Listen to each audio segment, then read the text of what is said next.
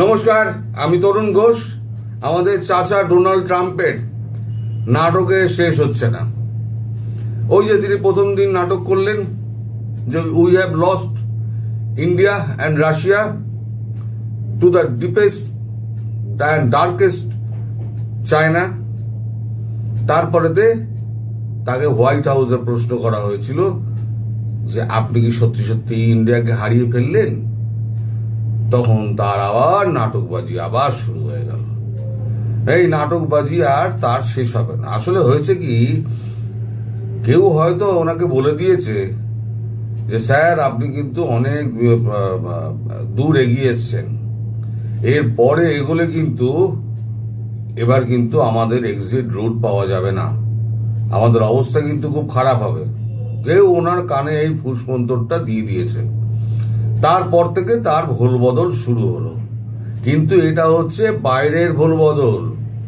ভেতরে ভেতরে Donald Trump কিন্তু তার আত্মহংকার, তার এত সে মানে নিজেকে এত বড় মনে করে, সে কোনো আঘাত নিতে পারে না সাহসা।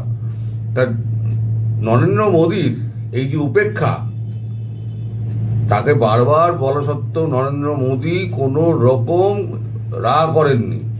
এটা কিন্তু উনি ভুলবেন না।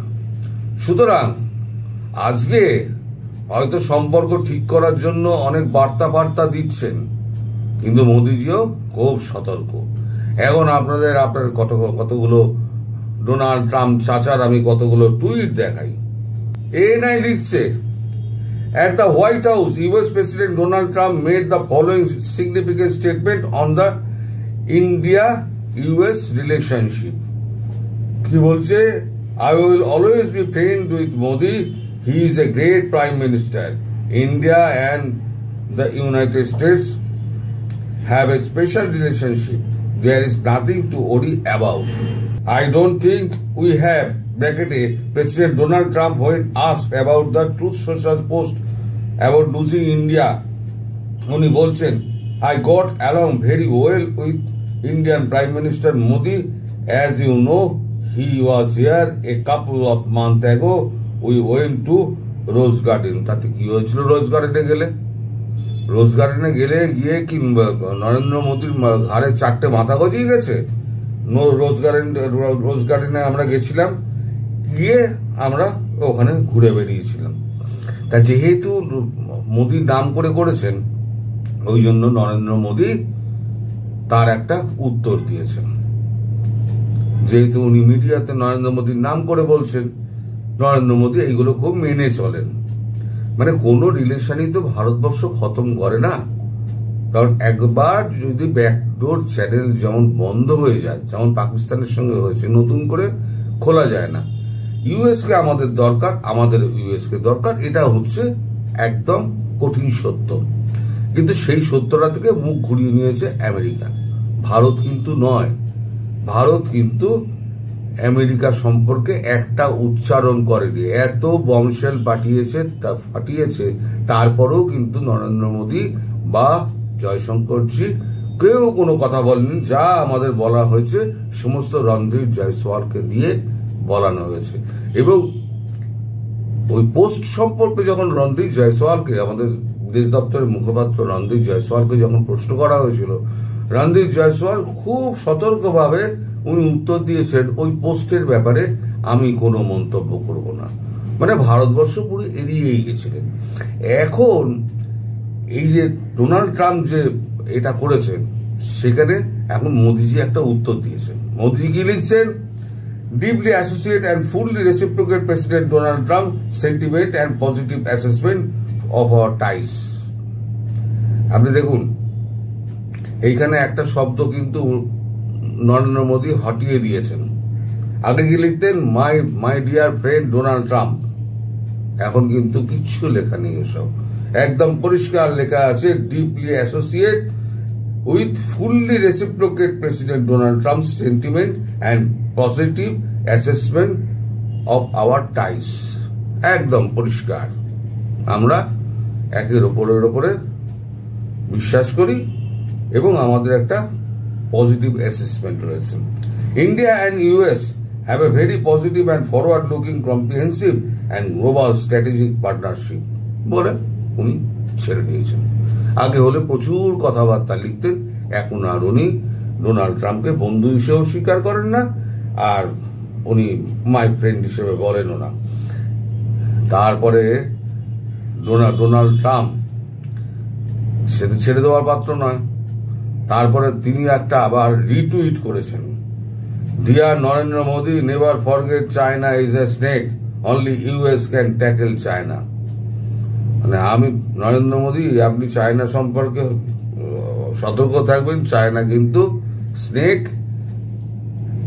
একমাত্র ইউএস ছাড়া তাকে কেউ টাইট করতে পারবে না। চায়নার একদিন ধরে ইউএস কে কি টাইট মেরেছেন ভাই আপনি ডোনাল্ড ট্রাম্প? চায়নার একটা চুলের আগার ডগা আপনি ধরতে পারেননি। সামনে 25শে ডিসেম্বর আসছে, চায়না যদি মনে করে যে 25শে ডিসেম্বরের আমি সমস্ত ওই যে উৎসবের সামগ্রী যেটা চায়না থেকে সমস্ত যায়, যদি মনে করে আমি পাঠাবো না, আজকে থেকে যদি বন্ধ করে দেয়, তাহলে বুঝতে পারছেন এই ক্রিসমাসটা ওদের কি যাবে, এবং সেখানে আমেরিকানরা ছেড়ে দেবে। ডোনাল্ড ট্রাম্প জানে না, এবং যারা কানে ওই ফুস মন্তরটা দিয়েছে না, তারা বলে দিয়েছে আপনি মানে চায়নাকে আপনি আলাদা করতে চেয়েছিলেন, কিন্তু সেটা ব্যাকফায়ার হয়ে গেছে। মানে আপনার প্রেসারে ভারত, চায়না, রাশিয়া এই তিনটে শক্তি এক হয়ে গিয়েছে। এবার তিনটে শক্তি মিলে যদি আমেরিকার উপরে আঘাত করে, তাহলে আমাদের আর কোনো পালাবার জায়গা নেই। ফলে ভারতকে চেষ্টা করুন ওখান থেকে আবার সরিয়ে আনতে। তাই ডোনাল্ড ট্রাম্প এই খেলাটা খেলছেন, কিন্তু ভারতবর্ষ জানে। এর জন্য ভারতবর্ষ কি করেছে, ভারতবর্ষ বিশ্বের সম্মেলনটা ভারতবর্ষে ঠিক করে ফেলেছে, এবং সেই সম্মেলনে নরেন্দ্র মোদী উপস্থিত থাকবেন, চায়নার প্রেসিডেন্ট উনি থাকবেন, শি জিনপিং এবং পুতিন থাকবেন, অন্যান্য নেতারাও 40টা দেশের নেতারাও তো আসছেনই। অন্যদিকে কি হয়েছে, রাশিয়ার আমেরিকার চেয়েছিল যে প্রধানমন্ত্রী নরেন্দ্র মোদী যেন এসসিও মিটিং এ না গিয়ে যেন উনি এই কোন একজন ডেপুটিকে পাঠিয়ে দেন, যেমন জয়শঙ্করজি বা অজিত দোভাল কাউকে পাঠিয়ে দেন। কিন্তু খেলাটা নরেন্দ্র মোদী জানেন, নরেন্দ্র মোদী অনেক বড় কূটনীতিক, তিনি অনেক জানেন। তিনি করেছেন, তিনি একবার সোজা এশীয় সম্মেলনে গিয়ে তিনজনের একটা ছবি তুলে একদম যা বার্তা দেওয়া পরিষ্কার দিয়ে দিয়েছেন। এবার হলো কি, ইউএনজিএতে, ইউনাইটেড নেশন জেনারেল অ্যাসেম্বলিতে যে বৈঠকটা আছে, সেইখানে কিন্তু মনে হয় নরেন্দ্র মোদী যাবেন না, যা শোনা যাচ্ছে। সেখানে পাঠানো হবে কাকে? সেখানে পাঠানো হবে ডক্টর জয়শঙ্করকে। ফলে এইবার যে চালটা চালতে গেছিল, সেই চালটা পুরো উল্টো হয়ে গেল, একদম পুরো কর্নার হয়ে গিয়েছে আমেরিকা। আমেরিকাকে ভারত কিন্তু আর বিশ্বাস করছে না। বলেছি না, 54 বছর লেগে গেছে বিশ্বাস করতে। এই যে বিশ্বাস ভঙ্গ হয়েছে, আবার বিশ্বাস ফিরিয়ে আনতে 54 বছর সময় লেগে যাবে, আর ভারতবর্ষ বিশ্বাস করবে না।